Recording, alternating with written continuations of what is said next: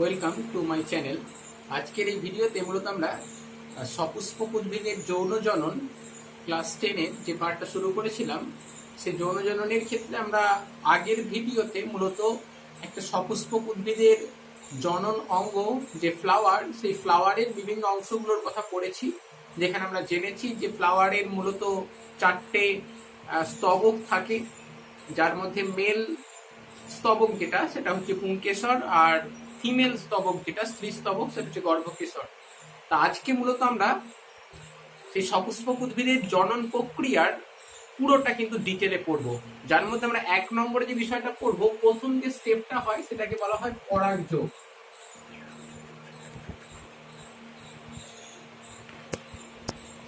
সপুষ্পক উদ্ভিদের যৌন জননের প্রথমে আগে যেটা হয় পরাগযোগ। পরাগযোগ কাকে বলে না, ফুলের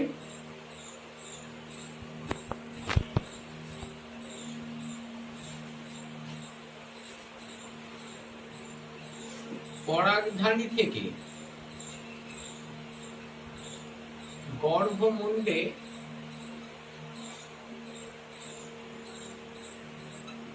পরাগরেণুর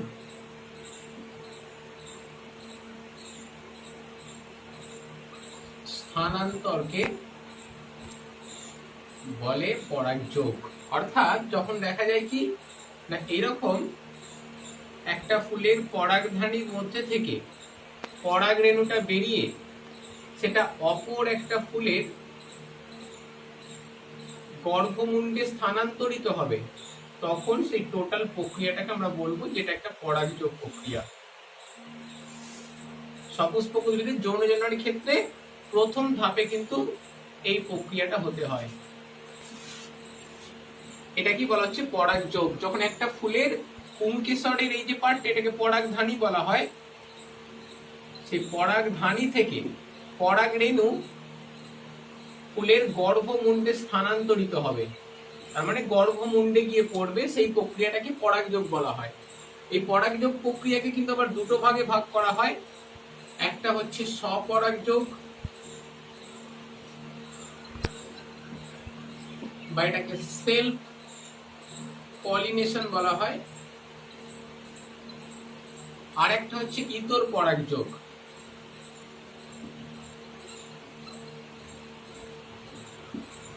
বা এটাকে ক্রস পলিনেশন বলা হয়। এছাড়া ইতর পরাগযোগকেই বলা হয় অ্যালোগ্যামি, বা একে জিনোগ্যামি বলা যেতে পারে। এই দুটো প্রকারভেদ আমাদের ভালো করে কিন্তু খেয়াল করতে হবে। প্রথমে আমরা দেখবো কি না, স্বপরাগযোগ বা সেলফ পলিনেশন। স্বপরাগযোগ বা সেলফ পলিনেশনে কি হয় না, একটা এরকম যদি আমরা উদ্ভিদ ধরি, সেই উদ্ভিদটার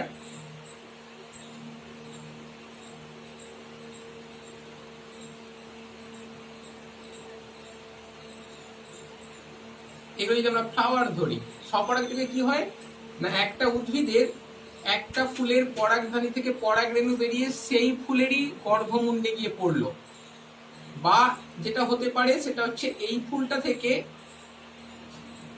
পরাগরেণু এসে কিন্তু সেই গাছেরই অপর একটা ফুলে স্থানান্তরিত হলো।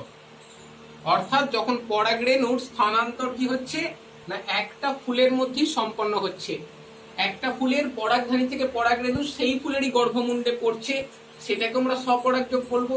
আবার যখন সেই ফুল থেকে অপর একটা ফুলে গিয়ে পড়ছে, কিন্তু সেই গাছেরই অপর একটা ফুলে গিয়ে পড়ছে, সেইটাকে বলা হচ্ছে কিন্তু স্বপরাগযোগ। দুটো ভাবে হতে পারে, অর্থাৎ এর আবার দুটো প্রকারভেদ আছে। একটা হচ্ছে অটোগ্যামি, আর একটা হচ্ছে গেইটেনোগ্যামি। অটোগ্যামি কি না, একটি ফুলের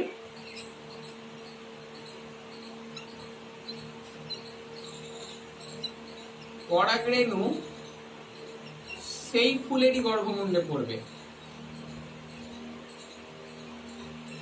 সেই ফুলের গর্ভমুণ্ডে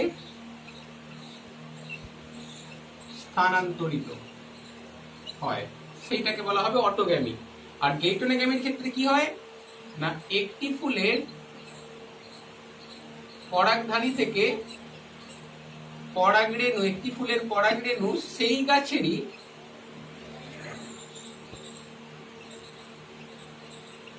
অন্য ফুলে স্থানান্তরিত হয়, সেটাকে বলা হচ্ছে গেইটোনোগ্যামি। তার মানে বলতে পারি যে পরাগযোগ, পরাগযোগ মানে পরাগধানী থেকে পরাগরেণুর গর্ভপুণ্ডে স্থানান্তর। এবার সেই স্থানান্তরটা এই যে পরাগধানী গর্ভমুণ্ডের মধ্যে, সেগুলো কি একই ফুলের নাকি ভিন্ন ফুলের, তার উপর ডিপেন্ড করে দেখা যাচ্ছে কি না দুটো ভাগ করা হচ্ছে, স্বপরাগযোগ বা সেলফ পলিনেশন, যেটাই কি দেখা যাচ্ছে না একটা ফুলের পরাগরেণু মানে সেই ফুলটার পরাগধানী থেকে পরাগরেণু সেই ফুলেরই যদি গর্ভমুণ্ডে পড়ে তখন তাকে অটোগ্যামি বলা হচ্ছে। আবার একটা ফুল থেকে পরাগরেণু যদি সেই গাছের অন্য একটা ফুলে পড়ে তখন সেটাকে গেইটোনোগ্যামি বলা হয়।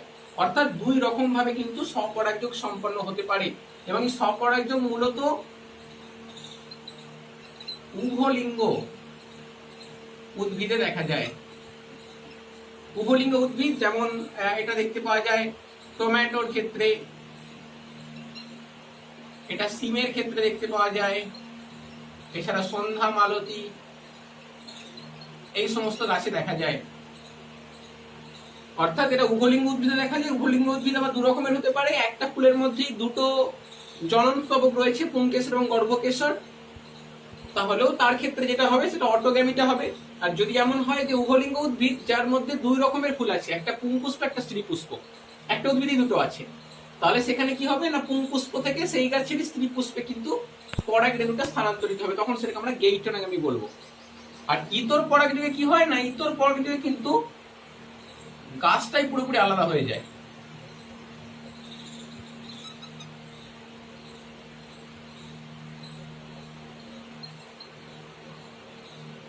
ইতর পরাগযোগে কিন্তু একটা উদ্ভিদের ফুলের পরাগধানীর মধ্যে থাকা পরাগরেণু অপর একটা উদ্ভিদের ফুলের মধ্যে থাকা গর্ভমুণ্ডে গিয়ে স্থানান্তরিত হবে। কিন্তু মাথায় রাখতে হবে এরা কিন্তু সেম স্পিসিসের হবে, দুটো যে প্ল্যান্ট, দুটো উদ্ভিদ কিন্তু একই প্রজাতির হবে।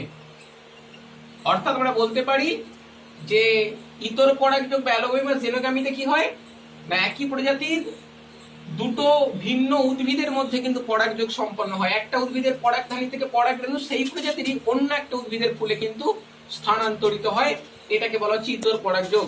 অর্থাৎ ইতর পরাগযোগ দেখা যায় কাদের ক্ষেত্রে না মূলত এক লিঙ্গ উদ্ভিদের ক্ষেত্রে। অর্থাৎ যেসব উদ্ভিদের মধ্যে হয় মেল সেক্স অর্গান আছে মানে পুংকেশর, নয়তোবা ফিমেল সেক্স অর্গান অর্থাৎ গর্ভকেশর বা স্ত্রীস্তবক আছে।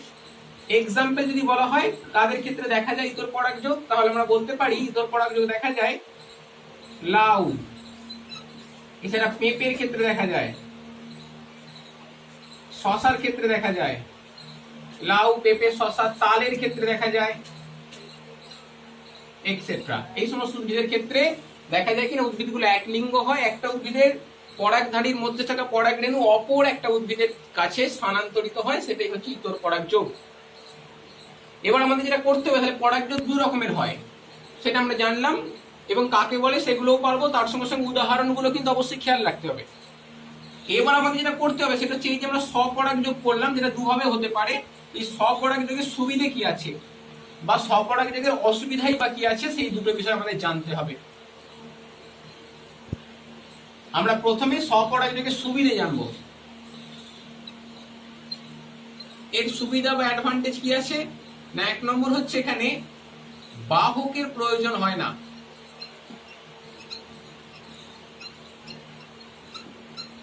কেন না, যেহেতু একটা গাছের মধ্যে পরাগযোগ হয়ে যাচ্ছে, সেই ফুলের মধ্যেই যদি হয় তাহলে তো পরাগরেণু বয়ে নিয়ে যাবার কোনো প্রয়োজনই পড়ছে না। আবার সেই গাছেরই অন্য ফুলে যদি হয় তাহলেও সেটা কিন্তু খুব একটা বেশি দূরত্ব বয়ে নিয়ে যেতে হচ্ছে না, সামান্য একটুখানি, এটা কিন্তু অটোমেটিক্যালি হয়ে যায়। তাহলে এখানে কিন্তু কোন রকম এজেন্ট বা বাহক লাগবে না, যাকে কিনা একটা গাছ থেকে অন্য একটা গাছে পরাগরেণুটাকে বয়ে নিয়ে যেতে হবে। আর যেহেতু বয়ে নিয়ে যেতে হয় না, খুব স্বল্প দূরত্বের মধ্যেই, মানে একদম খুবই স্বল্প দূরত্বের মধ্যেই পরাগযোগ মিটে যাচ্ছে, তাই এখানে পরাগরেণুর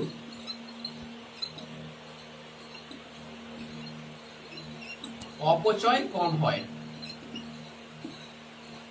এই দুটো অ্যাডভান্টেজ মানে বলতে পারি। এছাড়া আরেকটা অ্যাডভান্টেজ বলতে পারি, আরেকটা সুবিধা যেটা আছে সেটা হচ্ছে প্রজাতির বৈশিষ্ট্য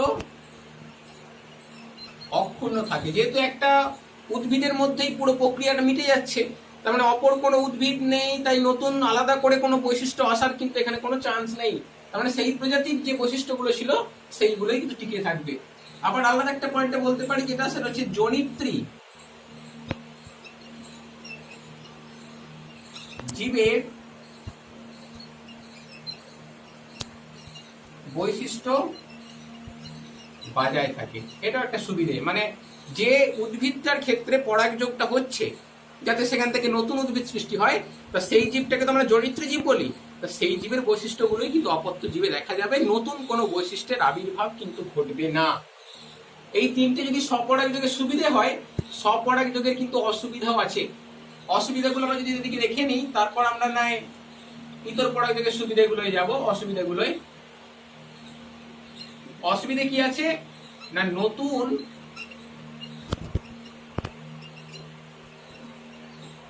বৈশিষ্ট্যের আগমন হয় না বা আগমন ঘটে না। অর্থাৎ জনিত্রী জীবের মধ্যে যা বৈশিষ্ট্য ছিল আপাতত সেই বৈশিষ্ট্যগুলোই থাকে, নতুন কোনো ক্যারেক্টার বা বৈশিষ্ট্য আসে না। আর নতুন বৈশিষ্ট্য না আসার কারণে অপত্য উদ্ভিদগুলোর কি হয় না, অভিযোজন ক্ষমতা কম হয়, অ্যাডাপ্টেশন পাওয়ার কিন্তু কম হয়। পরিবর্তনশীল পরিবেশে তারা নিজেদেরকে মানিয়ে নিতে সহজে পারে না। তখন পরিবর্তনশীল পরিবেশে খাপ খাইয়ে নিতে বা মানিয়ে নিতে গেলে কিন্তু নতুনত্ব কিছু বৈশিষ্ট্যের প্রয়োজন। স্বপরাগযোগে কিন্তু নতুন বৈশিষ্ট্যের আবির্ভাব ঘটে না, তাই তাদের অভিযোজন ক্ষমতা কম হয়। এছাড়া 3 নম্বর আমরা বলতে পারি অসুবিধা কি আছে না, 3 নম্বরে কিন্তু এই অপত্য জীব যেগুলো সৃষ্টি হবে, সেই অপত্য জীবের বীজগুলির অঙ্কুরোদ্গম ক্ষমতা হ্রাস পায়। অর্থাৎ সহজে অঙ্কুরিত হতে পারে না উদ্ভিদগুলো। 4 নম্বরে অসুবিধায় বলতে পারি কি না, অনাক্রম্যতা হ্রাস পায়।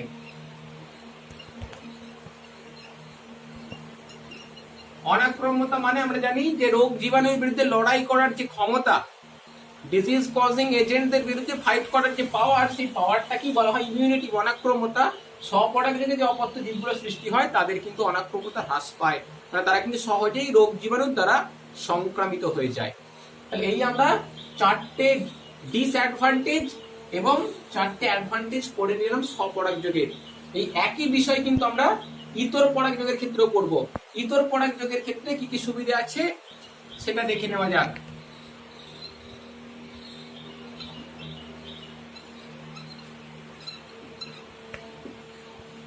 ইতর পরাগযোগের সুবিধা যদি বলা হয়, তাহলে ইতর পরাগযোগের সুবিধাগুলো অ্যাকচুয়ালি স্বপরাগযোগের অসুবিধাগুলো হবে, আর স্বপরাগযোগের সুবিধাগুলো ইতর পরাগযোগের অ্যাকচুয়ালি অসুবিধা বলা যেতে পারে। তার মানে কি, ইতর পরাগযোগের সুবিধা আমরা প্রথমে বলতে পারি যেটা, সেটা হচ্ছে নতুন বৈশিষ্ট্যের আগমন হয়, মানে আমরা এইটাকে সুবিধা হিসেবে লিখে নিতে পারি, তাহলে আমাদের সহজ হবে। সুবিধায় কি বলছি 1 নম্বরে না, অপত্য জীবে কিন্তু নতুন বৈশিষ্ট্যের আগমন হয়, নতুন বৈশিষ্ট্য কিন্তু আসে। তখন দুটো সেম স্পিসিস হলেও ডিফারেন্ট প্ল্যান্টের মধ্যে হচ্ছে, দুটো ভিন্ন উদ্ভিদের মধ্যে কিন্তু পরাগযোগটা হচ্ছে, তাই সেখানে নতুনত্ব বৈশিষ্ট্য আসার সম্ভাবনা খুবই বেশি। আর যেহেতু নতুন বৈশিষ্ট্য আসে, তাই অভিযোজন ক্ষমতা কিন্তু বেশি হয়। অর্থাৎ নতুন বৈশিষ্ট্যের দ্বারা পরিবর্তনশীল পরিবেশে কিন্তু সহজেই নিজেদের মানিয়ে নিয়ে থাকতে পারে। আর বীজগুলোর অঙ্কুরোদ্গম ক্ষমতা কিন্তু হ্রাস নয়, দেখা যায় অঙ্কুরোদ্গম ক্ষমতা কিন্তু বৃদ্ধি পায়। এছাড়া অনাক্রম্যতাও কিন্তু বৃদ্ধি পায়, অর্থাৎ রোগ জীবাণুর বিরুদ্ধে লড়াই করার ক্ষমতা কিন্তু বাড়ে। এবং আমরা বলতে পারি যে সবল অপত্যগুলি সবল প্রকৃতির হয়।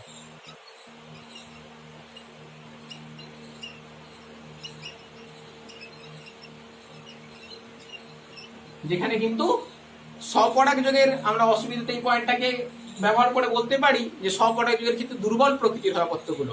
তাহলে আমরা ইতর পরাগযোগের সুবিধা দেখে নিলাম, নতুন বৈশিষ্ট্য আসছে, তার মানে অভিযোজন ক্ষমতা বেশি হবে, বীজগুলোর অঙ্কুরোদ্গম ক্ষমতা বৃদ্ধি পায়, অনাক্রম্যতা বৃদ্ধি পায়, অপত্যগুলো সবল প্রকৃতির হয়। আর অসুবিধায় কি বলবো, যে বাহকের প্রয়োজন হয়, অর্থাৎ কোনো এজেন্ট বা বাহক ছাড়া কিন্তু ইতর পরাগযোগ সম্পন্ন করতে পারা যাবে না। তার মানে একটা উদ্ভিদ থেকে একটা এরকম উদ্ভিদ থেকে অপর একটা উদ্ভিদে পরাগরেণুটাকে বয়ে নিয়ে যাওয়ার জন্য কিন্তু একটা এজেন্ট লাগবেই। সেই এজেন্ট বা বাহক কে বা কারা হতে পারে সেটার বিষয়ে আমরা এরপর আলোচনাটা করব। তা এখানে কিন্তু ওটা একটা অসুবিধে, মানে বাহক যদি না থাকে তাহলে কিন্তু ইতর পরাগযোগ হবে না।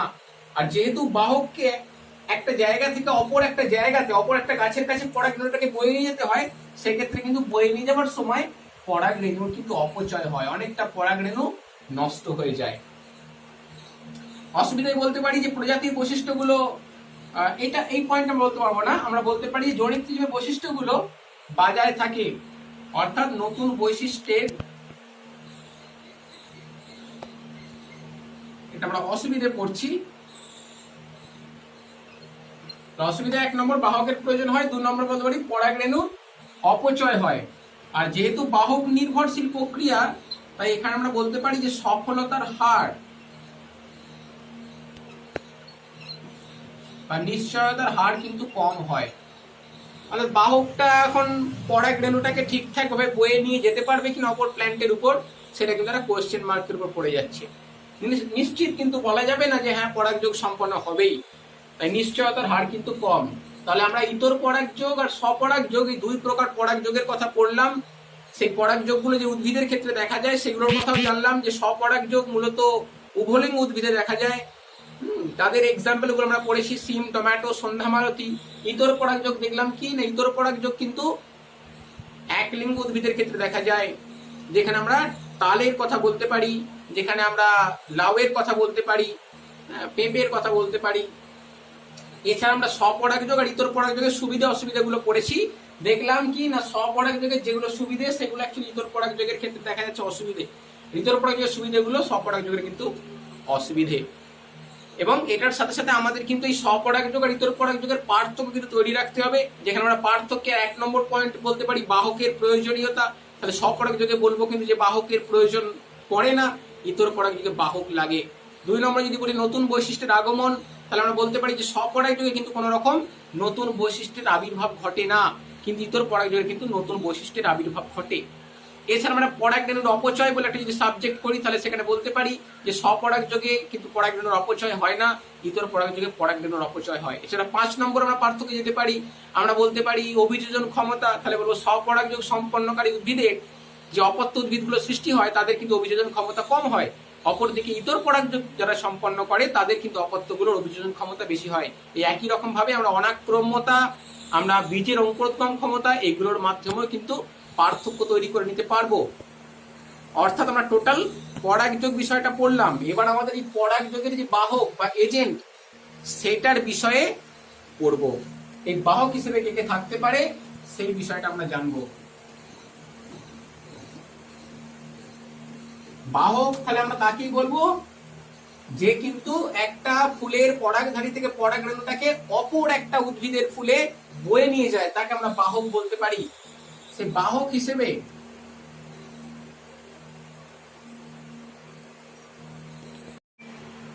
তাহলে এরপর মূলত আমরা বাহক বা এজেন্টের বিষয়ে পড়বো। আমরা দেখলাম যে ইতর পরাগযোগ বাহক বা এজেন্ট ছাড়া কিন্তু হতে পারে না। সেই বাহক হিসেবে কে হতে পারে না, বাহক হিসেবে 1 নম্বর বায়ু হতে পারে। বায়ু বা এয়ারের মাধ্যমে যখন পরাগরেণুগুলো একটা উদ্ভিদের ফুল থেকে অপর একটা উদ্ভিদের ফুলে গিয়ে পড়ে, তখন সেই উদ্ভিদটাকে বলা হয় বায়ু পরাগী, বায়ু পরাগী উদ্ভিদ, বা সেটাকে বলা হয় অ্যানিমোফিলিক, অ্যানিমোফিলিক ফ্লাওয়ার প্ল্যান্ট বলা যেতে পারে, বায়ু পরাগী উদ্ভিদ। এবং সেই উদ্ভিদের যদি আমরা বৈশিষ্ট্যগুলো দেখি, এক্সাম্পলটাকে নিয়ে নিই, তাহলে ধানের ক্ষেত্রে দেখা যায় ধান হচ্ছে একটা বায়ু পরাগী উদ্ভিদ, গম হবে, ভুট্টা হবে, এছাড়া জোয়ার হবে। এর প্রত্যেকের ক্ষেত্রে কি দেখা যায় না, বায়ুর মাধ্যমে মূলত পরাগরেণুগুলো একটা উদ্ভিদ থেকে অপর একটা, এই যে একটা উদ্ভিদ হয়,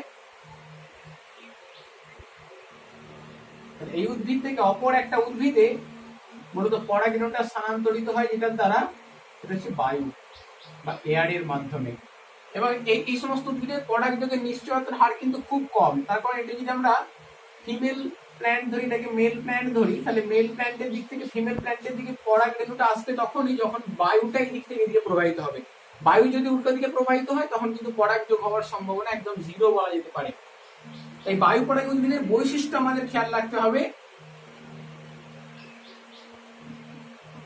এই উদ্ভিদের যেটা হয় সেটা হচ্ছে ফুলগুলি হয় ছোট, খুবই ছোট হয় এবং বর্ণহীন হয়, কোন রকম কালার থাকে না, কালারলেস এবং গন্ধহীন হয়। তাহলে ফুলগুলো খুবই ছোট হয় এবং বর্ণহীন, গন্ধহীন হয়। 2 নম্বর, ফুলে মকরন্দ বা সুমিষ্ট রস অনুপস্থিত, কোন রকম মিষ্টি রস কিন্তু থাকে না। এছাড়া ফুলের পরাগ রেণুগুলো যদি দেখি তাহলে পরাগ রেণুগুলো খুবই ক্ষুদ্র হয়, এছাড়া হালকাও প্রকৃতির হয়, ক্ষুদ্র এবং হালকা হয়, যাতে সহজে বাতাসের মাধ্যমে সেগুলো ভেসে যেতে পারে একটা উদ্ভিদের কাছ থেকে অপর একটা উদ্ভিদে। 4 নম্বর ক্যারেক্টার আমরা বলতে পারি যে গর্ভমুণ্ডে এসে আর কি পড়বে, এই যে ফুলটার গর্ভমুণ্ডে এসে পড়বে, এই গর্ভমুণ্ডটা হয় কিন্তু রোমশ এবং আঠালো ও কক্ষল প্রকৃতির, যাতে কি হয় না, যাতে পরাগরেণুটা যখন আসবে সহজেই গর্ভমুণ্ডে এসে আটকে যায়। এই হয়ে গেল বায়ু পরাগী ফুল বা অ্যানিমোফিলি যে প্ল্যান্ট তাদের বৈশিষ্ট্য। 1 নম্বরে কি দেখলাম, ফুলগুলো খুবই ছোট ছোট হয়, ফুলে কোনো রকম বর্ণ থাকে না, কালারলেস হয় পুরোপুরি, কোনো গন্ধও থাকে না। এছাড়া ফুলগুলোর ভেতরে কোনো মিষ্টি রস থাকে না, যেটাকে মকরন্দ বা সুমিষ্ট রস অনুপস্থিত বলা হচ্ছে। এছাড়া পরাগ রেণুগুলো হয় খুবই ছোট ছোট, হালকা প্রকৃতির, যাতে সহজে উড়ে যেতে পারে। এছাড়া হালকা এবং মসৃণ প্রকৃতির হয়। আর গর্ভমুণ্ডটা হয় আঠালো, যাতে পরাগ রেণুগুলো এসে সহজেই আটকে যেতে পারে। 2 নম্বর এজেন্ট হিসেবে বায়ু না হয়ে যদি জল হয়, অর্থাৎ জলের মাধ্যমে, পুরুষ ফুল থেকে দেখা যাচ্ছে কি না স্ত্রী ফুলের কাছে পরাগ রেণুটা আসবে কিসের দ্বারা, বায়ু নয় জলের মাধ্যমে। এখানেও কিন্তু জলের স্রোতের অভিমুখের উপর নির্ভর করছে পরাগযোগটা। স্রোতের অভিমুখ যদি স্ত্রী ফুলের দিকে হয় তবেই পরাগযোগ হবে, যদি স্রোতের অভিমুখ বিপরীত হয় তাহলে পরাগযোগ কিন্তু হবে না। জলের মাধ্যমে পরাগযোগ যাদের ঘটে তাদের বলা হয় জল পরাগী উদ্ভিদ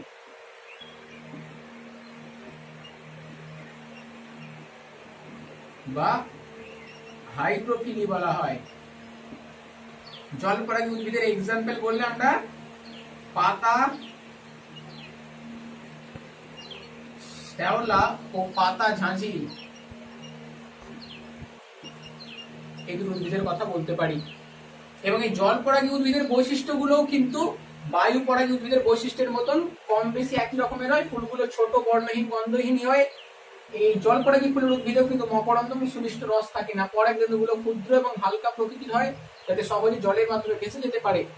এছাড়া আরেকটা বিষয় আমরা যেটা লিখতে পারি আলাদা করে জল পরাগীর ক্ষেত্রে, সেটা হচ্ছে স্ত্রী ফুলগুলো, এই স্ত্রী ফুলগুলো জলের ওপরে থাকে এবং পুরুষ ফুল থেকে পরাগ রেণুগুলি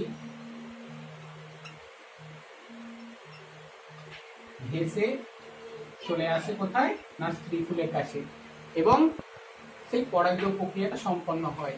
আমরা জল পরাগী আর বায়ু পরাগী দুটো উদ্ভিদের বৈশিষ্ট্যগুলো একই রকমের হয়। ফুলগুলো ছোট হয়, কালারলেস হয়, অর্ডারলেস হয়, কোন রকম মিষ্টি রস থাকে না।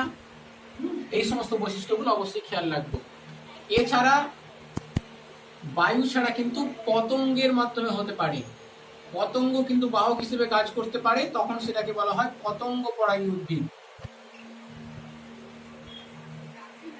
বা এন্টেমোফিলি। পতঙ্গ পরাগী উদ্ভিদ বললে আমরা যেগুলোর কথা বলবো সেটা হচ্ছে আম এবং সূর্যমুখী অর্থাৎ সানফ্লাওয়ার। এর হচ্ছে পতঙ্গ পরাগী উদ্ভিদ। পতঙ্গ পরাগী উদ্ভিদের যদি বৈশিষ্ট্য দেখি তাহলে এদের ফুলগুলো কিন্তু ছোট নয়, ফুলগুলো বড় হয় সাইজে, এবং বর্ণহীন নয়, ফুলগুলো কিন্তু কালারফুল হয়, বর্ণযুক্ত হয়, অর্থাৎ রঙিন হয় বলতে পারি, এবং মিষ্টি গন্ধযুক্ত হয়, যাতে পতঙ্গরা কিন্তু আকৃষ্ট হয়ে সেই ফুলগুলোর কাছে আসে। এছাড়া ফুলে কিন্তু মিষ্টি রস বা মকরন্দ বর্তমান থাকে, উপস্থিত থাকে, সেগুলো খেতে যাতে পতঙ্গরা আসে। পরাগরেণুগুলো কিন্তু এদের ক্ষুদ্র নয়, এগুলো বড় হয়। পরাগরেণুগুলো মূলত বড় হয়ে থাকে। এছাড়া আমরা বলতে পারি পরাগরেণুগুলো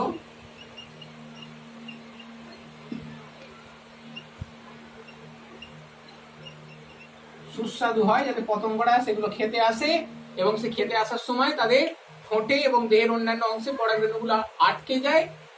দেন তারা অন্য যখন অপর একটা উদ্ভিদে গিয়ে পড়বে, তখন সেই পরাগরেণুগুলো গিয়ে সেই অপর উদ্ভিদের ফুলের গর্ভমুণ্ডে পড়ার সাথে সাথে পরাগযোগ প্রক্রিয়া কিন্তু সম্পন্ন হবে।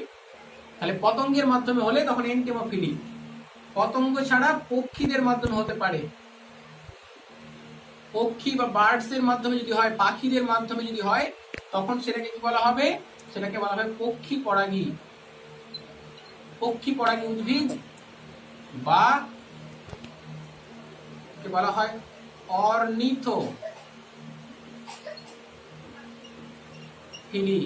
পক্ষী পরাগী উদ্ভিদের এক্সাম্পল আমরা পলাশের কথা বলবো, পলাশ, মাদার, এছাড়া রাবার, এগুলো সবই হচ্ছে পক্ষী পরাগী উদ্ভিদ। এবং পক্ষী পরাগী উদ্ভিদগুলোর বৈশিষ্ট্যগুলো আবার কিন্তু পতঙ্গ পরাগী উদ্ভিদের মতন একই রকমের হয়। অর্থাৎ এদের আমরা বলবো ফুলগুলো বড় হয়, কালারফুল হয়, এবং সুমিষ্ট গন্ধ থাকে, ফুলের মধ্যে মকরন্দ বা মিষ্টি রস থাকে। পরাগরেণুগুলো বড় হয়, হালকা নয়, পরাগরেণুগুলো মূলত ভারী হয়, এবং পরাগরেণুগুলো কিন্তু সুস্বাদু হয়, যাতে পাখিরা সেই পরাগরেণুগুলো খেতে আসে, এসে পরাগযোগ প্রক্রিয়া সম্পন্ন করে দেয়। আমরা পড়লাম কিনা বায়ুর মাধ্যমে হতে পারে, তখন অ্যানিমোফিলি বলা হচ্ছে, এবং সেই বায়ু পরাগী উদ্ভিদের আমরা উদাহরণ এবং ওদের বৈশিষ্ট্য খেয়াল করেছি। জল পরাগীর কথা পড়েছি, জলের মাধ্যমে যখন হয় তাদের বৈশিষ্ট্যগুলোও কিন্তু দেখা যাচ্ছে কি না বায়ু পরাগী উদ্ভিদের বৈশিষ্ট্যের মতন সেম। দেন আমরা পতঙ্গ পরাগের, পক্ষী পরাগীর কথা পড়েছি। পতঙ্গ বা ইনসেক্টদের মাধ্যমে যদি হয়, তখন সেটাকে বলা হয় পতঙ্গ পরাগী বা এন্টেমোফিলি। পক্ষীদের মাধ্যমে হলে সেটাকে বলা হচ্ছে অর্নিথোফিলি। এছাড়াও কিন্তু এই বাহক হিসেবে, আমরা মোট 4টে পড়লাম। এছাড়া এই বাহক হিসেবে কিন্তু 5 নম্বরে যেটা হতে পারে, এটা 3, এটা 4, 5 নম্বরে শামুক হতে পারে। শামুকের মাধ্যমে পরাগযোগ হলে সেটাকে বলা হয় ম্যালাকোফিলি। এটা মূলত কচুর ক্ষেত্রে দেখা যায়, কচু গাছের ক্ষেত্রে হয়।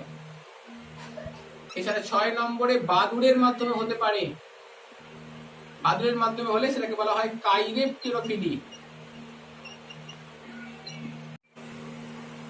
বাদুড়ের মাধ্যমে হলে সেটাকে কাইরেপ্টেরি বলা হচ্ছে, কাইরেপ্টেরোফিলি। এটা কলার ক্ষেত্রে হয়। এছাড়া আরো বিভিন্ন রকমের ভাগ হতে পারে, যেমন যদি কোনো প্রাণীর মাধ্যমে হয় তখন সেটাকে জুফিলি বলা হয়, যে কোনো প্রাণী হতে পারে। আবার যদি পিঁপড়ের মাধ্যমে হয় তাহলে সেটাকে মিরমেকোফিলি হয়। মানুষের মাধ্যমে যদি হয়, যেটা পটল গাছের ক্ষেত্রে হয়, তখন সেটাকে বলা হয় অ্যানথ্রোপোফিলি। এরকমের বিভিন্ন রকমের ভাগ কিন্তু পরাগযোগে রয়েছে। এরপর পরাগযোগটা কিন্তু সপুষ্পক উদ্ভিদের জননের প্রথম ধাপ বলা যেতে পারে। দ্বিতীয় যে ধাপ, সেই ধাপটার বিষয়ে আমরা পড়বো। সেই দ্বিতীয় ধাপটা কি না, দ্বিতীয় ধাপটা হচ্ছে নিষেক বা গর্ভাধান, বা এটাকে ফার্টিলাইজেশনও বলা হয়। এই নিষেক প্রক্রিয়াটা পড়বো। পরাগযোগ সপুষ্পক উদ্ভিদের জননে প্রথমে পরাগযোগ হয়, তারপর হয় কি নিষেক। পরাগযোগ হলে তবে কিন্তু নিষেক, পরাগযোগ না হলে নিষেক হওয়ার কিন্তু কোনো প্রশ্ন উঠছে না। তাহলে প্রথম ধাপটাই হচ্ছে কি না পরাগযোগ বা পলিনেশন। পরাগযোগের ক্ষেত্রে কি হয় না, গর্ভমুণ্ডেতে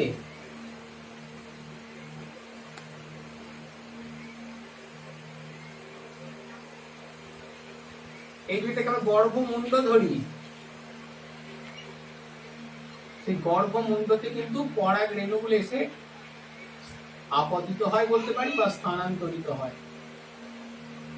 এই হচ্ছে পরাগ রেণুগুলো।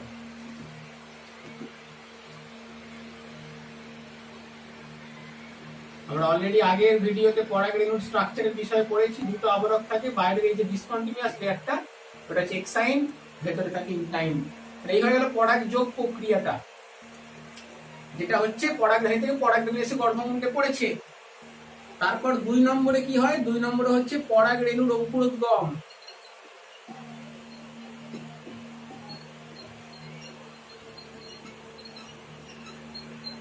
বা জার্মিনেশন অফ পোলেন গ্রেন বলা যেতে পারে। কি হয় না, এই যে স্ত্রী স্তবকটা যে প্রজাতির উদ্ভিদ, সেই প্রজাতির উদ্ভিদের পরাগরেণু যদি এসে পড়ে, সেম স্পিসিসের যদি হয় পরাগরেণুটার গর্ভমুণ্ডটা, তাহলে গর্ভমুণ্ডটা কিন্তু পরাগরেণু এসে পড়ার পর একটা মিষ্টি রস ক্ষরণ করে, একটা সুগারি ফ্লুইড, একটা সুমিষ্ট রস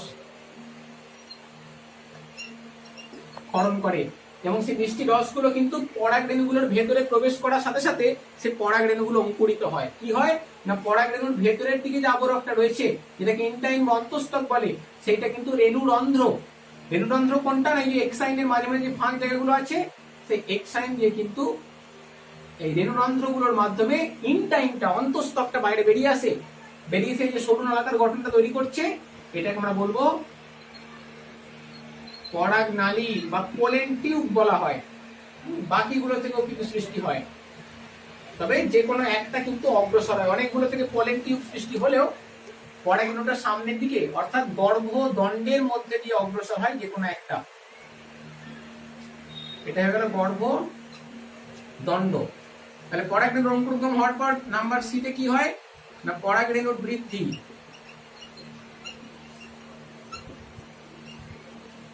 যেটা হয়, পরাগরেণুটা কিন্তু এরপরে নলাকার গঠনটা আস্তে আস্তে গর্ভদণ্ডের মধ্যে দিয়ে নিচের দিকে অগ্রসর হতে থাকে।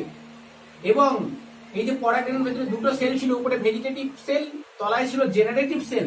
সেই ভেজিটেটিভ সেলের নিউক্লিয়াসটা কিন্তু তৈরি করে একটা বিশেষ বড় ধরনের নিউক্লিয়াস, যেটাকে বলা হয় নালিকা নিউক্লিয়াস, যেটা কিন্তু পরাগ নালিকাতেই পরবর্তীতে থেকে যায়। আর জেনারেটিভ সেল, ছোট সেলটা থেকে দুটো ছোট ছোট নিউক্লিয়াস সৃষ্টি হয়, এইগুলো হচ্ছে পুং গ্যামেট। আমরা কি দেখতে পাচ্ছি না, পরাগরেণুর বৃদ্ধিতে ওই যে নালিকার গঠনটা তৈরি হলো, ওটা আস্তে আস্তে নিচের দিকে নামতে থাকে। নিচের দিকে মানে গর্ভাশয়ের দিকে বা ডিম্বাশয়ের দিকে অগ্রসর হতে থাকে।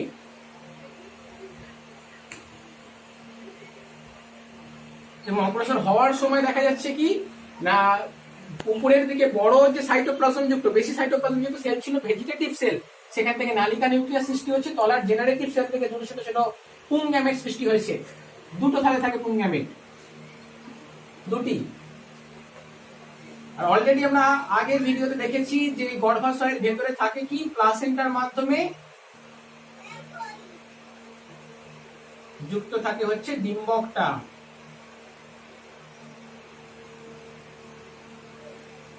যার ভেতরে আবার থাকে ভ্রূণস্থলী। এবং ভ্রূণস্থলীর ভেতরে উপরের দিকে যে 3টে কোষ থাকে, সেগুলো আমরা বলেছিলাম প্রতিবাদ কোষ। নিচের দিকে এরকম পাশাপাশি দুটো কোষ থাকে, সহকারী কোষ। মাঝখানে বড় যে কোষটা থাকে, এটা হচ্ছে ডিম্বাণু। আর একদম সেন্টারে থাকে দুটো ছোট ছোট নিউক্লিয়াস নিয়ে তৈরি হওয়া নির্ণীত নিউক্লিয়াস। তাহলে আরেকবার আমরা পয়েন্টিং করে দিচ্ছি, এগুলো হচ্ছে প্রতিপাদ কোষ, এটা হচ্ছে নির্ণীত নিউক্লিয়াস,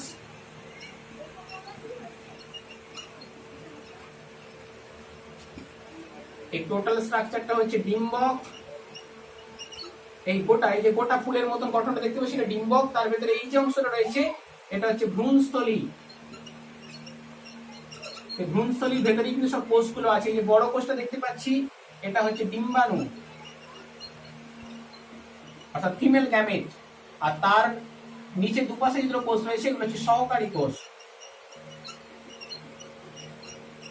সহকারী কোষকে সিনার্জিডস বলা হয়, ডিম্বাণুকে এগ বলা হয়, নির্ণীত নিউক্লিয়াসকে বলা হয় পোলার নিউক্লিয়াস বা ডেফিনিট নিউক্লিয়াস, আর প্রতিপাদ কোষকে বলা হয় অ্যান্টিপোডাল সেল, আর ডিম্বককে বলা হয় ওভিউল। তার ভেতরে যে ভ্রূণস্থলী আছে সেটাকে বলা হয় এমব্রিও স্যাক।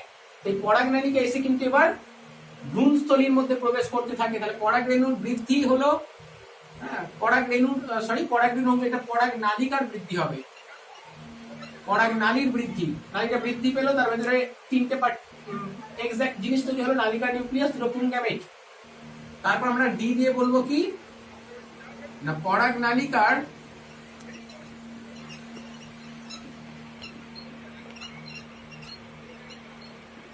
ভ্রূণস্থলীতে প্রবেশ। এই পরাগনালীকে এবার কি হয় না এই ডিম্বকের ভেতরে থাকা ভ্রূণস্থলীর মধ্যে প্রবেশ করতে থাকে। সেখানেও তিনটে অপশন আছে।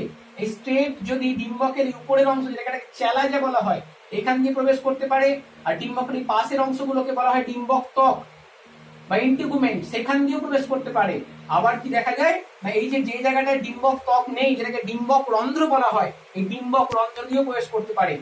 এবং তিনটের কিন্তু আলাদা আলাদা নাম আছে। যদি চ্যালাজা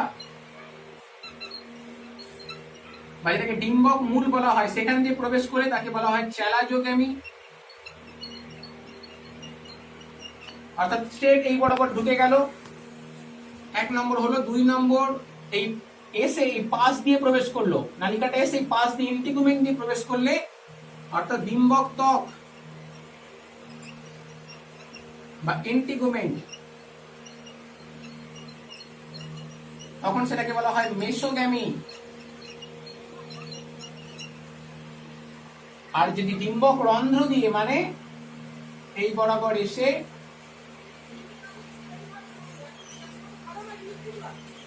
এইখান দিয়ে প্রবেশ করে ডিম্বক রন্ধ্র দিয়ে, তখন ডিম্বক রন্ধ্র বা এই জায়গাটাকে মাইক্রোপাইল বলা হয়, তখন সেটাকে বলা হয় পোরোগ্যামি। তাহলে কি দেখতে পেলাম না 4 নম্বর স্টেপে পরাগনালিকার ভ্রূণস্থলীতে অনুপ্রবেশ। সে অনুপ্রবেশ 3 রকম ভাবে হতে পারে। ডিম্বকের এই যে চ্যালাজা বা ডিম্বক মূল সেখান দিয়ে যদি প্রবেশ করে যায় স্ট্রেট এসে তখন সেটাকে চ্যালাজোগ্যামি বলা হয়। যদি এই পাশ দিয়ে এসে মাঝ বরাবর ঢুকে যায় মানে এই বরাবর যদি ঢোকে তখন সেটাকে মেসোগ্যামি বলা হচ্ছে। এই বরাবর মানে যখন ডিম্বক ত্বক দিয়ে প্রবেশ করছে, আর তলায় থাকা মাইক্রোপাইল বা ডিম্বক রন্ধ্র দিয়ে প্রবেশ করলে সেটাকে বলা হয় পোরোগ্যামি। অর্থাৎ 3 জায়গা দিয়ে প্রবেশ করতে পারে। বেশিরভাগ উদ্ভিদের ক্ষেত্রে কি দেখা যায় না পোরোগ্যামিটা দেখা যায়, অর্থাৎ ডিম্বক রন্ধ্র দিয়ে প্রবেশ করেছে। এই হচ্ছে বিষয়। এবার নেক্সট 5 নম্বর স্টেপে কি হয়, 5 নম্বর স্টেপে যেটা হয় সেটা হচ্ছে নিষেক। অ্যাকচুয়াল নিষেক মানে হচ্ছে পুংগ্যামেট প্লাস 3 গ্যামেট, এই দুটো মিলিত হয়। এই যে নালিকা নিউক্লিয়াসের মধ্যে পুংগ্যামেট ছিল, একটা পুংগ্যামেট ভেতরে প্রবেশ করে এবং এই ভ্রূণস্থলীর ভেতরে প্রবেশ করতে সাহায্যকারী পাশে থাকা দুটো সহকারী কোষ। এটা খুব ভালো করে খেয়াল করতে হবে। পরাগনালিকার মধ্যে থাকা পুংগ্যামেটটিকে ভ্রূণস্থলীর মধ্যে প্রবেশ করিয়ে নেয় কারা, এই সহকারী কোষ। এই সহকারী কোষের নিচের দিকে এসে আঙুলের মতন প্রবর্ধক থাকে, সেগুলো কালেক্ট করে নেয়, যেগুলোকে আবার ফিলিফর্ম অ্যাপারেটাস বলা হয়। জেনে রাখলে ভালো হয়। পুংগ্যামেটটা প্রবেশ করার পর সেটা ডিম্বাণুর সঙ্গে মিলিত হয়, সেই প্রক্রিয়াটাকে আমরা বলছি কি নিষেক। তখন নিষেক মানে কি, নিষেক মানে হচ্ছে fusion of male and female gamete. পুংগ্যামেট এবং স্ত্রী গ্যামেটের মিলন প্রক্রিয়াটা মিশে যাওয়াটাকে বলা হয় নিষেক। এবং মিশে যাওয়ার মাধ্যমে কি তৈরি হয় না মিশে যাওয়ার মাধ্যমে তৈরি হয় জাইগোট বা এটাকে ভ্রূণাণু বলা হয়। জাইগোট বা ভ্রূণাণু তৈরি হলো, যেটাই নিষেকের মুখ্য উদ্দেশ্য ছিল। তারপর কি হয় না তারপর নিষেক পরবর্তী ঘটনা।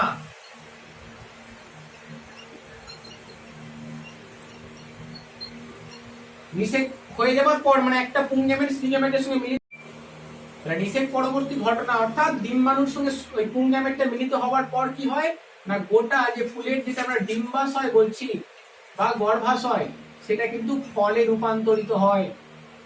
ডিম্বাশয়টা 1 নম্বর হলো। 2 নম্বরে যেটা হয়, 2 নম্বরে হচ্ছে গোটা যে ডিম্বকটা যার ভেতরে ভ্রূণস্থলী ছিল সেই ডিম্বক বা ওভিউলটা হয়ে যায় বীজ। এবং এই যে নিষেকের মাধ্যমে জাইগোট বা ভ্রূণাণু তৈরি হলো, সেই জাইগোটটা কি হয়ে যায় না 3 নম্বরে জাইগোট থেকে তৈরি হয় চারা গাছ। আর এই ডিম্বকের যে আমরা ডিম্বক ত্বক দেখছি দুই দিক থেকে আবৃত করে রয়েছে, এই ডিম্বক ত্বকটা হয়ে যায় বীজোত্বক, বীজের ত্বক গঠন করে। এই হয়ে গেল নিষেক পরবর্তী ঘটনা। তাহলে টোটাল দেখতে পেলাম সপুষ্পক উদ্ভিদের নিষেক প্রক্রিয়ার প্রথম ধাপে কি হয়, আগে পরাগযোগ অর্থাৎ পরাগধানী থেকে পরাগরেণু এসে গর্ভমুণ্ডে পড়ে। সেকেন্ড স্টেপে কি হয়, পরাগরেণুর অঙ্কুরোদ্গম। সেম প্রজাতির পরাগরেণু হলে গর্ভমুণ্ড সুমিষ্ট রস ক্ষরণ করে, পরাগরেণুটা সেই সুমিষ্ট রস শোষণ করার ফলে তার ভেতরকার চাপ বেড়ে যায়, তখন তার ভেতরে থাকা অন্তঃস্থক বা ইন্টাইনটা কিন্তু নলির আকারে বেরিয়ে চলে আসছে। সেটাকে অঙ্কুরোদ্গম বলি। তারপর পরাগ নালিকার বৃদ্ধি, তারপরে এই পরাগ নালিকা ক্রমশ গর্ভদণ্ড দিয়ে ডিম্বাশয় বা গর্ভাশয়ের দিকে বৃদ্ধি পেতে থাকে এবং তার ভেতরে একটা নালিকা নিউক্লিয়াস আর দুটো পুংগ্যামেট তৈরি হয়, যেগুলো ওই পরাগ রেণুর যে ভেজিটেটিভ সেল ছিল সেখান থেকে নালিকা নিউক্লিয়াস আর জেনারেটিভ সেল থেকে দুটো মেল গ্যামেট তৈরি হয়েছে। পরবর্তীতে দেখা যায় নালিকা নিউক্লিয়াসটা কিন্তু অবলুপ্ত হয়ে যায়। দেন কি হয় না, দেন দেখতে পাচ্ছি পরাগ নালিকার ভ্রূণস্থলীতে প্রবেশ, সেই ভ্রূণস্থলীতে ডিম্বক ত্বক দিয়ে প্রবেশ করতে পারে এই পাশ দিয়ে, তাহলে তাকে মেসোগ্যামী বলছি। যদি ডিম্বক মূল দিয়ে করে তখন তাকে চ্যালোজোগ্যামী বলা হয়। আর ডিম্বক রন্ধ্র যেটা বেশিরভাগ উদ্ভিদে দেখা যায় সেটাকে বলা হয় কি না, সেটাকে বলা হয় পোরোগ্যামী। প্রবেশ করার পর কি হয়, নিষেক এই প্রবেশ করতে সহকারী কোষগুলো সাহায্য করে। প্রবেশ করার পর এই মেল গ্যামেটটা যেটা ওখানে ছিল সেটা কিন্তু প্রবেশ করে ডিম্বাণুর সঙ্গে মিলিত হয়, পুং গ্যামেট আর স্ত্রী গ্যামেট মিলিত হয়ে জাইগোট বা ভ্রূণাণু তৈরি করে, অর্থাৎ নিষেক সম্পন্ন হলো। অপর যে পুং গ্যামেটটি আছে সেটা কিন্তু অবলুপ্ত হয়ে যায়। কিন্তু গুপ্তবীজী উদ্ভিদ যদি হয়, গুপ্তবীজী উদ্ভিদ হলে, গুপ্তবীজী শস্যল উদ্ভিদ যদি হয় তাহলে কিন্তু তাদের শুধু নিষেক নয়, তাদের দেখা যায় দ্বিনিষেক, বা এটাকে বলা হয় কি না ডাবল ফার্টিলাইজেশন। এটা খুব ভালো করে খেয়াল করতে হবে আমাদের, দ্বিনিষেক বা ডাবল ফার্টিলাইজেশন গুপ্তবীজী শস্যল উদ্ভিদের খালি হয়, সাধারণ নরমাল উদ্ভিদের ক্ষেত্রে নয়। তাদের অপর যে পুংগ্যামেটটা, একটা পুংগ্যামেট তো ডিম্বাণুর সঙ্গে মিলিত হলো, সেটা একটা নিষেক হলো। অপর পুংগ্যামেটটাই নির্ণীত নিউক্লিয়াসের সঙ্গে মিলিত হয়। নির্ণীত নিউক্লিয়াস যেটা তিনটে নিউক্লিয়াস একত্রে, মানে দুটো নিউক্লিয়াস নিয়ে হয়েছিল, এখন আবার পুংগ্যামেট মানে মোট তিনটে নিউক্লিয়াস হলো। তাহলে দ্বিনিষেক প্রক্রিয়াতে কি হয় না, দ্বিনিষেকে দুটো নিষেক হয়, একটা হচ্ছে পুংগ্যামেট প্লাস স্ত্রী গ্যামেট, আর দ্বিতীয় নম্বরে কি হচ্ছে না নির্ণীত নিউক্লিয়াস। নির্ণীত নিউক্লিয়াস ভ্রূণস্থলীর মাঝে আছে, তার সঙ্গে অপর যে পুংগ্যামেট আছে তার মিলন হচ্ছে। নির্ণীত নিউক্লিয়াস 2n প্রকৃতির, কেন দুটো নিউক্লিয়াস মিলে তৈরি হয়েছে, অপর পুংগ্যামেট n প্রকৃতির, তাহলে এরা দুজন মিলিত হবে যখন, তখন তৈরি হবে 3n প্রকৃতির। কি তৈরি হবে না শস্য, বা এটাকে এন্ডোস্পার্ম বলা হয়। দেখতে পেলাম নির্ণীত নিউক্লিয়াসের সঙ্গে অপর পুংগ্যামেটটা মিলিত হয়ে শস্যল উদ্ভিদের ক্ষেত্রে কিন্তু শস্য গঠিত হয়, বা এন্ডোস্পার্ম, যার মধ্যে খাবার কিন্তু সঞ্চিত হয়ে থাকে, যে খাবারটা ভ্রূণটা পেয়ে তবে সেটা একটা চারা গাছে কিন্তু রূপান্তরিত হয়। এই যে জাইগোটটা পরবর্তীকালে তার ডেভেলপমেন্টের মাধ্যমে একটা চারা গাছ তৈরি করবে, তার জন্য তার যে খাবারের দরকার সেই খাবারটা প্রোভাইড করে কিন্তু শস্যটা। এই হয়ে গেল দ্বিনিষেক। তাহলে নিষেক প্রক্রিয়াতে কি হচ্ছে না, একটা পুংগ্যামেট ডিম্বাণুর সঙ্গে মিলিত হচ্ছে, অপর পুংগ্যামেট নষ্ট হয়ে যাচ্ছে। কিন্তু গুপ্তবীজী শস্যল উদ্ভিদের ক্ষেত্রে কি হচ্ছে, যাদের শস্য আছে, ধান গম এই সমস্ত উদ্ভিদ যাদের শস্য আছে রেডি। তাহলে আমরা নিষেক আর দ্বিনিষেক দুটোর মধ্যে কিন্তু পার্থক্যটা বুঝতে পারলাম। নিষেকে শুধু পুংগ্যামেটের সঙ্গে স্ত্রী গ্যামেট মিলিত হয়, দ্বিনিষেকে কিন্তু ওটা তো হয়ই, তার সাথে সাথে আবার নির্ণীত নিউক্লিয়াসের সঙ্গে অপর পুংগ্যামেটটা মিলিত হয়, যেখানে কিন্তু ট্রিপ্লয়েড প্রকৃতি 3n প্রকৃতির শস্য গঠিত হয়। এইভাবেই সপুষ্পক উদ্ভিদের নিষেক প্রক্রিয়া সম্পন্ন হয়। নিষেকের পরে কি হয় সেটা নিষেক পরবর্তী ঘটনাতে আমরা দেখেছি। প্রত্যেকটি বিষয় খেয়াল রাখতে হবে ভালো করে। নেক্সট ভিডিওতে আমরা মূলত বৃদ্ধি এবং বিকাশ ওই পোর্শন নিয়ে আলোচনা করব, তাহলে এই চ্যাপ্টারটা কিন্তু শেষ হয়ে যাবে।